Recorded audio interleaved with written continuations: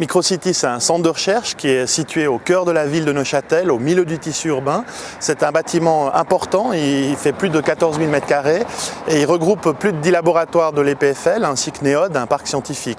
En termes de budget, c'est environ 70 millions d'investissements, donc un bâtiment important pour la région. Au niveau de la construction, on a pris le temps dans le choix des matériaux d'être très attentif à l'énergie grise qui s'y trouve et notamment à réaliser une bonne partie du bâtiment avec des éléments hybrides en bois et béton qui permet justement d'une part d'aller rapidement au niveau du chantier et d'autre part de pouvoir économiser l'énergie grise et utiliser des ressources locales.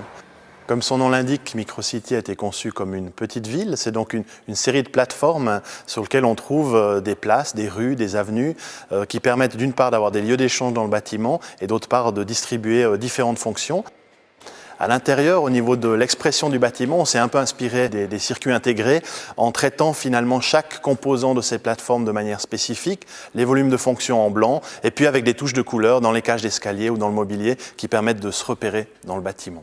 Et au niveau des énergies renouvelables, le bâtiment abrite sur son toit une centrale solaire photovoltaïque qui permet de nourrir en énergie renouvelable le réseau de la ville. Microcity a été le prétexte à reprendre et à réaménager les espaces publics du quartier dans une optique de mobilité douce.